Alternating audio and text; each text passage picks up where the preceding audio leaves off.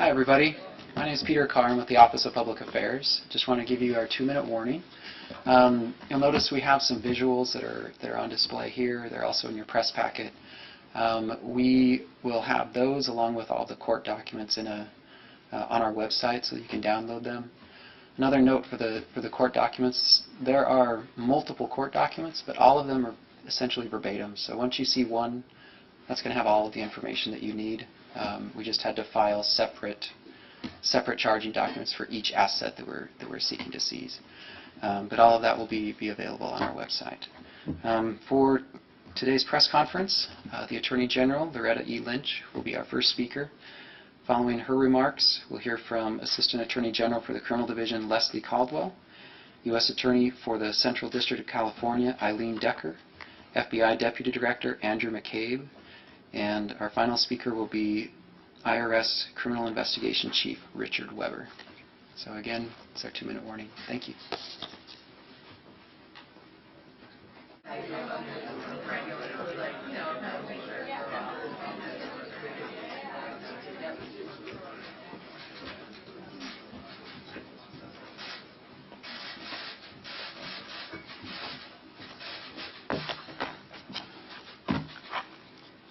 Well, good morning, all. Good morning, and thank you all for being here. Now, for today's announcement, I am joined today by Assistant Attorney General for the Criminal Division, Leslie Caldwell. I'm also joined by the United States Attorney for the Central District of California, Eileen Decker. I'm joined by FBI Deputy Director Andrew McCabe and Richard Weber, Chief of the Criminal Investigation Division at the Internal Revenue Service. And we are here to announce a significant step in our ongoing work to combat global corruption and to ensure that the United States offers no safe haven to those who illegally use public funds for private gain. And today, the Department of Justice has filed a civil complaint seeking to forfeit and recover more than $1 billion in assets associated with an international conspiracy to launder funds stolen from One Malaysia Development Berhad, or 1MDB, a company wholly owned by the government of Malaysia. Now, the $1 billion in assets that we're discussing today are just a portion of the more than $3 billion that was stolen from 1MDB and laundered through American financial institutions in violation of United States law.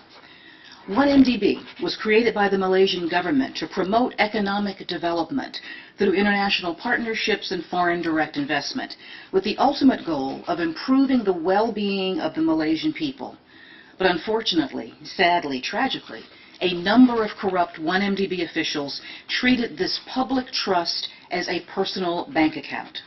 Now, our complaint alleges that from 2009 through 2015, these officials and their associates conspired to misappropriate and launder billions of dollars from 1MDB. And as my colleagues will explain in further detail, the co-conspirators laundered their stolen funds through a complex web of opaque transactions and fraudulent shell companies with bank accounts in countries around the world, including Switzerland, Singapore, and the United States. Now, the funds were then used to purchase a range of assets for the conspirators and their relatives and associates, including high-end real estate in New York and Los Angeles, artworks by Vincent van Gogh, Claude Monet, and a jet aircraft. Today's case is the largest single action ever brought by the Department's Kleptocracy Asset Recovery Initiative, which was established by Attorney General Eric Holder in 2010 to forfeit the proceeds of foreign official corruption and, where possible, to use the recovered assets to benefit the people harmed. This case, and the Kleptocracy Initiative as a whole, should serve as a sign of our firm commitment to fighting international corruption. And it should also send a signal that the Department of Justice is determined to prevent the American financial system from being used as a conduit for corruption. And it should make clear to corrupt officials around the world that we will be relentless in our efforts to deny them the proceeds of their crimes. Now, of course, a case like this takes a team, and let me thank the team of prosecutors and paralegals from the Criminal Division's Asset Forfeiture and Money Laundering Section and the United States Attorney's Office for the Central District of California, who have worked tirelessly on this matter. I also want to thank the agents from the FBI's International Corruption Unit and the IRS Criminal Investigations Division who assisted them in this case. And I'm also grateful to the Criminal Division's Office of International Affairs for their vital contributions. Now, at this time, I will turn the podium over to Assistant Attorney General Leslie Caldwell, who will speak in further detail about today's filing. Thank you. Thank you, Attorney General Lynch. This is really a significant milestone in the Department's kleptocracy initiative and in our general fight against global corruption. The complaint that was filed today really goes into great detail about the complex web of transactions that these co-conspirators used to launder billions of dollars that they stole from the people of Malaysia. We have several speakers today who are going to talk about different aspects of the case. What I would like to focus on for now are allegations in the complaint involving 2 bond offerings in 2012 through which 1MDB raised the money, some of the money, that was siphoned off by the corrupt officials and their associates. The stated purpose of the bond offerings was to allow 1MDB to raise money so that it could invest in various energy assets on behalf of the Malaysian government and the Malaysian people. But almost immediately after receiving the proceeds of the 2 bond issues, roughly 40% of the money that was raised, which was about 1.37 billion, the 40% was the 1.37 billion, was transferred out of 1MDB's accounts and was transferred into a Swiss bank account that was in the name of a shell corporation incorporated in the British Virgin Islands. The complaint alleges that the name of that shell company was chosen because it sounded like the name of a legitimate company that was involved in the bond offering. But in fact, the Swiss bank account was controlled by corrupt officials and by their associates. From Switzerland, the corrupt officials and their associates transferred money using a series of transactions involving still more shell companies and more bank accounts located all over the globe. Eventually, more than $230 million of that money found its way into accounts in the names of shell companies whose beneficial owner was a close relative of a senior 1MDB official.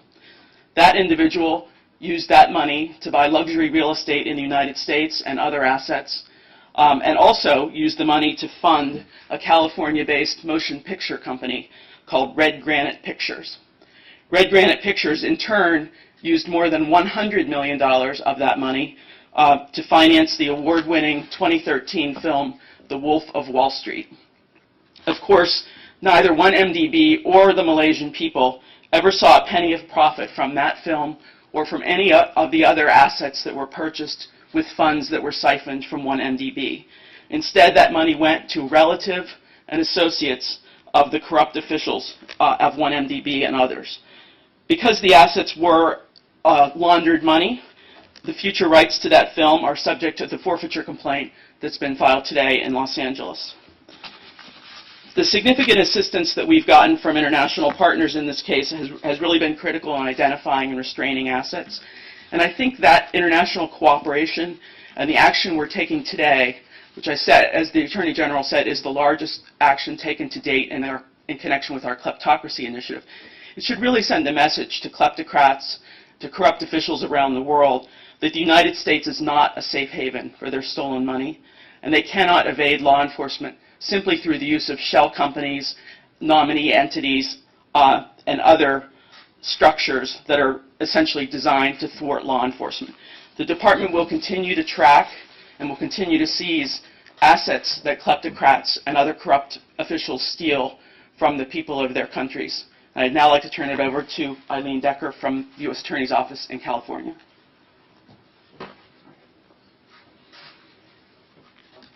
Good morning. As noted, my name is Eileen Decker. I'm the United States Attorney for the Central District of California, which is based in Los Angeles. The asset forfeiture complaints were filed this morning by prosecutors in my office in the United States District Court in Los Angeles. Another phase of this money laundering scheme occurred in early 2013 in connection with a third bond offering arranged by Goldman Sachs International. In this offering, 1MDB raised approximately $3 billion, purportedly to fund a joint venture with an entity controlled by the government of Abu Dhabi to promote growth and development in both Malaysia and Abu Dhabi. Once more, instead of using the money raised in the offering for its intended purposes, the corrupt individuals involved with 1MDB and their associates misappropriated a significant portion of the funds raised. In fact, only days after the initial bond sale, approximately $1.26 billion was diverted for the benefit of individuals associated with 1MDB. Approximately $137 million of the pilfered money was spent to purchase works of art, including a $35 million work by Claude Monet, A View of San Giorgio Maggiore in Venice. But these works of art were not put in museums in Malaysia for the benefit of the population. Rather, they were obtained to further enhance the luxury and lavish lifestyles of those stealing money from 1MDB. Funds diverted from the third bond offering were also traced to the purchase of an interest in the Park Lane Hotel in New York, and we seek to forfeit approximately $250 million invested in that luxury hotel.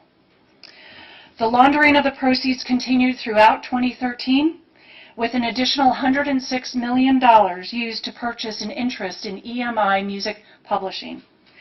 EMI is the world's third largest music publishing company by revenue, and the company has the rights to publish approximately 2.3 million musical compositions, including a number of chart-topping hits from Grammy Award-winning artists. Since the conspirators purchased the interest in EMI, it was they, and not the citizens of Malaysia, who earned money every time those songs were performed publicly, recorded, or downloaded. In seeking to seize these forfeited items, the Department of Justice is sending a message that we will not allow the United States to become a playground for the corrupt, that we will not allow it to be a platform for money laundering or a place to hide and invest in stolen riches. Thank you very much. And now I'll turn the podium over to FBI Deputy Director Andrew McCabe.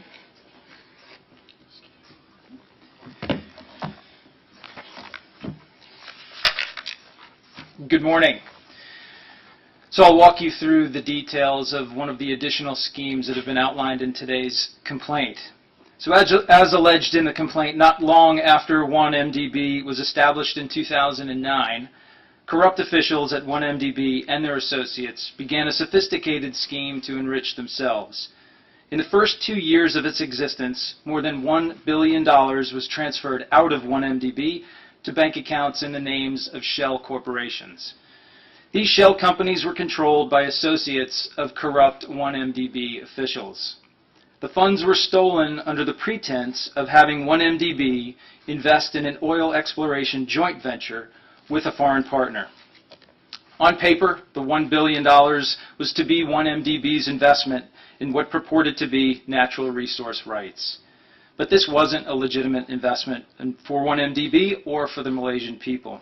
Instead, the funds transferred to the shell companies were used for the personal enrichment of the corrupt officials and their associates. They used the money to pay gambling debts at Las Vegas casinos. They rented luxury yachts. They hired an interior decorator in London. They spent millions on property, some of which is subject to seizure and forfeiture based on the complaint filed today. Among the purchases was a Bombardier jet with a purchase price of about $35 million. So why does this matter so much to us? Certainly there's a lot going on in the world right now. Terrorist attacks, violent crimes, serious threats to American citizens and people around the world. Why does a corruption case halfway around the world matter so much to us here today? Well, I'll tell you for a few reasons. First, because some of the profits of these schemes were invested in the United States. And when corrupt officials bring their ill-gotten gains to the United States, they also bring with them their corrupt practices and disregard for the rule of law. And that presents a threat to our economy. It impacts trade and investment. It fuels the growth of criminal enterprises and undermines our fair democratic processes. Second, because the stable, healthy democracies around the world are the cornerstone of global security. The more we can do to help our international partners establish and maintain stable governments accountable to the rule of law, the more we do to ensure U.S. national security.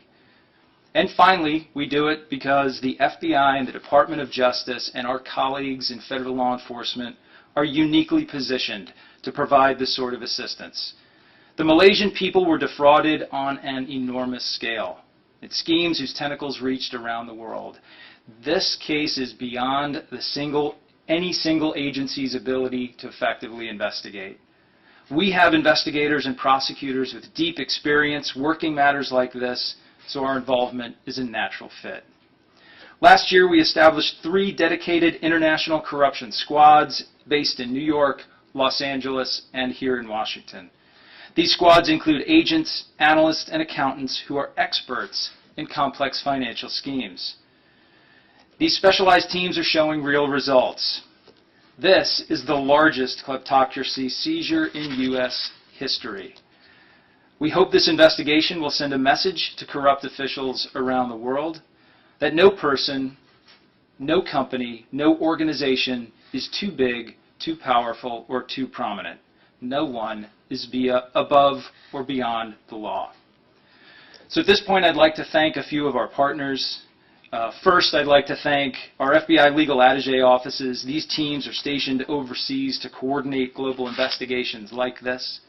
And part of their job is to build strong partnerships so that we can work closely, quickly, and efficiently with our international partners on criminal and terrorist threats. I'd also like to thank our partners with the IRS, with the Los Angeles U.S. Attorney's Office, the Criminal Division here at the Department of Justice, and of course our agents and analysts in the FBI's New York and Los Angeles field offices. This case is ongoing. Corruption, unfortunately, will never be eradicated because, quite frankly, greed never goes away.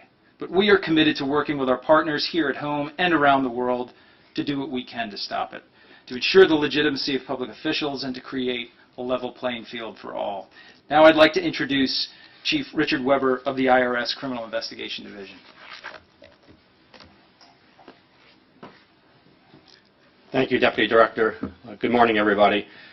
On behalf of IRS Criminal Investigation, I'm proud to stand here with the Attorney General to announce the seizure of several real properties and assets in connection with the investigation.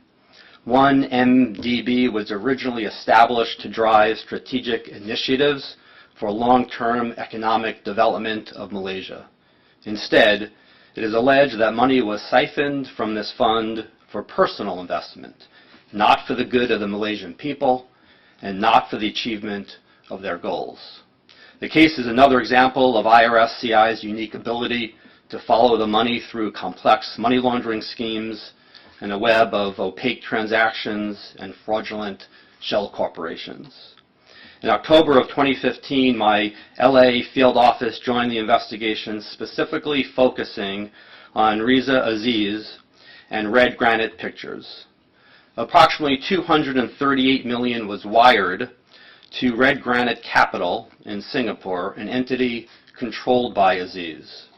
It is further alleged that wire transfers totaling approximately $64 million were sent from the Red Granite Capital account to an account at City National Bank in the United States, maintained by Red Granite Pictures, a production company also owned by Aziz. This money was then used to fund Red Granite Pictures' operations, including the production of the film The Wolf of Wall Street. Additionally, the misappropriation of funds were used to acquire nearly $100 million in real estate in the U.S. and the United Kingdom and elsewhere for the benefit of Aziz. Including in the list of properties, and we have the properties outlined in the civil forfeiture complaint and in various diagrams.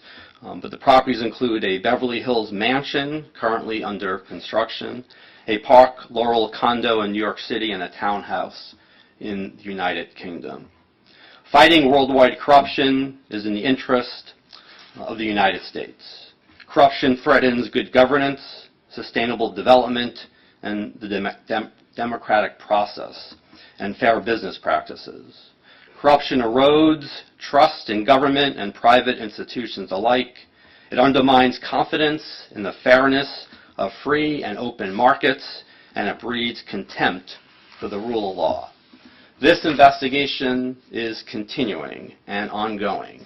And let me emphasize that we will not allow the massive, brazen, and blatant diversion of billions of dollars from 1MDB and the alleged laundering of those funds through U.S. financial institutions to continue. This case represents a model for international cooperation in significant cross-border money laundering matters and sends a message that criminals cannot evade law enforcement authorities simply by laundering money through multiple jurisdictions and through a web of shell corporations. Thank you, and let me turn the podium back to the Attorney General.